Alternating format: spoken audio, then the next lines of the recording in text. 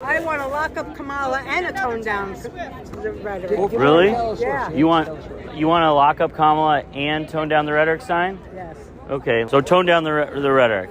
Okay, but then what were you saying about Kamala? She's committed treason against our country. Okay, there you have it. This is one of the most informative and frankly saddest good liar stunts we've seen so far during this election cycle, giving even more proof that calls from Republicans to tone down the rhetoric are nothing but hollow, empty words, not based in reality whatsoever. You want to lock up Kamala? Or could you want to tone down the rhetoric sign? Yeah, that's no. down. You want to lock up Kamala? I lock up Kamala. Yeah. Okay, not the tone down the rhetoric. No.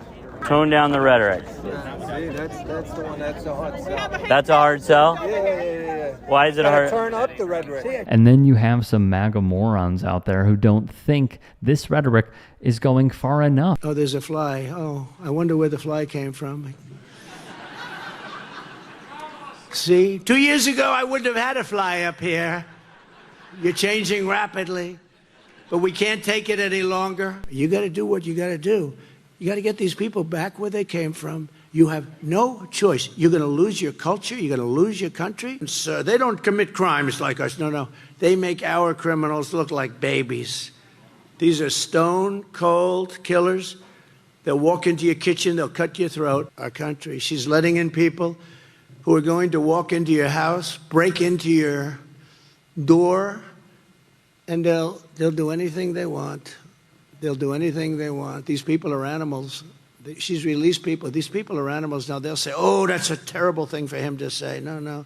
These people are animals. These are stone cold killers. They're heartless, and they wake up the next morning and they don't even think about what they did the day before. These are real killers. These are real killers. They're terrorists. They're terrorists at the highest level. We have some of the greatest terrorists in the world in our country right now. We have no idea where they are. We have no idea anything about them. They could be in Iowa.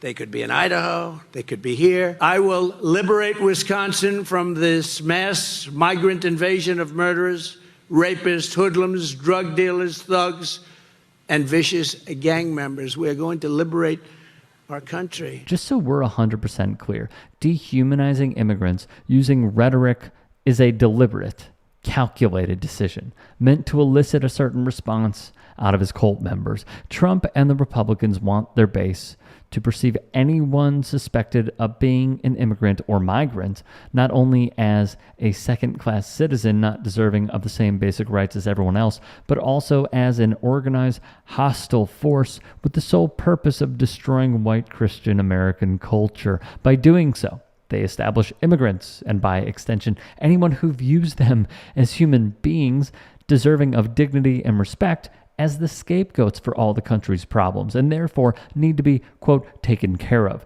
whether that be through policy decisions, collective harassment, and or racially and ethnically motivated acts of violence, taking a page directly out of the Big H's playbook. We thought the tone down the rhetoric was going to be the popular one, but people wanted they're eating cats and dogs, which is kind of crazy rhetoric. Do you want to tone down the rhetoric one? No, she wants to. You don't want to tone down the rhetoric one. Okay, here you go. Tone down the rhetoric is one of them, and then we've got they're eating cats and dogs, which is the unfounded claim that Trump was saying. You want that one? The cats and you want they're eating cats and dogs? Yeah. There hasn't been any proof of that yet, but he did say it at the debate. We're seeing the real-world impact of this rhetorical strategy played out in front of our eyes with the Haitian communities in Springfield, Ohio, and others in Pennsylvania, as well as communities across the country, like the Venezuela immigrants in Aurora, Colorado, becoming national news and the targets of violent threats, mass harassment, and depraved politicians who see the writing on the wall. And by the looks of it, we're going to be dealing with the ramifications of these lies for a long time. The former president has said, and said it at the debate, that in Springfield, Ohio, immigrants are eating cats and dogs. That's been disproven and debunked. How do you feel about that? Honestly, I don't like it. That's not what us Americans do. That's not how we live. We fish and stuff like that. We hunt for our food. As American, that's what we used to do. If you really need to eat food, there's homeless shelters if you want better food, like PB&J's, applesauce, stuff like that. But don't be eating our pets. I have a dog myself. I could never see someone eating him just because I care for him. He's like my brother, so.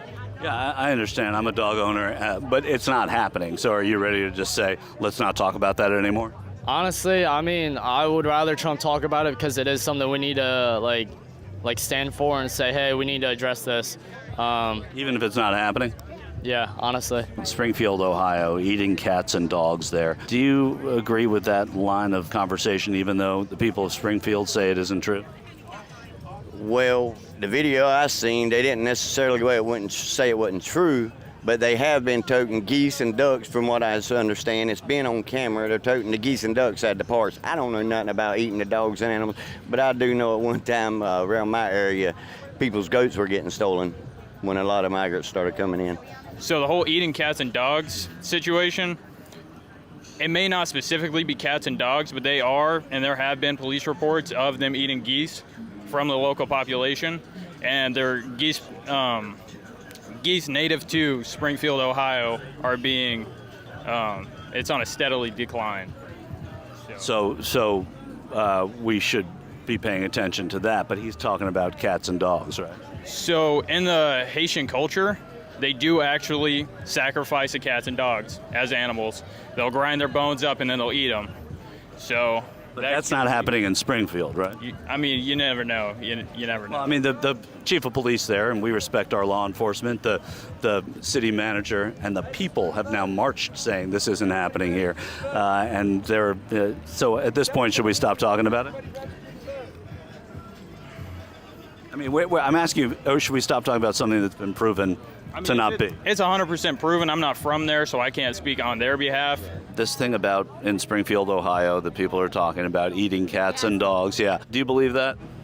You know, if you do your research and you take a look at, you can get on TikTok, any kind of social media platforms, you're going to see the actual people and what's going on there. So I'm not going to say what my opinion is. I'm going to say go do your own research. Well, the research that has been, the mayor of that town, the manager, the chief of police, they've all said it's fiction. Well, let's just talk about that some more, because different cultures do different things. There's nothing against that. But when they come here, they don't know that we don't think that that's appropriate. You know right, what I mean? But it's not happening. I agree that different cultures do different things, but when people say it's not happening, the people aren't eating cats and dogs. Well, they're taking the ducks out. We've already gotten that proof. We've got some proof of some things happening. I'm not here to say it has or hasn't happened. I'm saying that different cultures do different things. And, they're coming here, they're new. They don't know. So we can educate them. I'm all about immigration and doing it the right way, okay? But if people are saying that there's things that are hurting them, in their communities, we need to really think about that. If they didn't get the dogs, they probably got the ducks. These people that are there, they have a different lifestyle, and they're bringing it into our country, and they're not going to assimilate. They go out, they hunt for their food. So they may disprove it about the cat or the dog, but the chief of police there, the city manager, the townspeople all marched. They said, these are our neighbors and friends, and there's no problem here. Well, if they want... the police chief said it, right? Well, the police chief's going to, it depends on his stance, he's going to cover up whatever. I don't believe hardly anything that comes across. Even with the police? A lot of them, no. There are a lot of good police out there, but there's a lot of them that'll sell you down the river in a heartbeat. When everybody says Trump lies, they never give an example of a lie. Does he exaggerate sometimes? Absolutely. That's what he does. He speaks in superlatives. Well, let's talk about there's a difference between lies and superlatives. Let's talk about then, one of the recent chats about cats and dogs in Springfield, Ohio, right? Yeah. What do you love about it? The memes and the songs that came out of it are hilarious. I haven't belly laughed that hard, tears streaming down my face until I heard some of these songs. But again, it's not true, according to the people in Springfield. What? It doesn't matter whether it's true. It is just how the American people can take what somebody's trying to do to manipulate their emotions and turn it into something funny. Nobody really cares whether they're eating the dogs and the cats except the owners of the dogs and the cats in the area. What we do care about is unfettered illegal immigration coming across our border with people who can't speak our language, do not know our laws, do not care to assimilate. That's what we care about. So do we make jokes out of it? Yes. But it's about the illegals. If you can and are willing, please become a paid member here at TYT Sports. And or go to tyt.com/join. In addition, you can follow me on Twitter, Instagram, and TikTok. Appreciate it. Have a great day.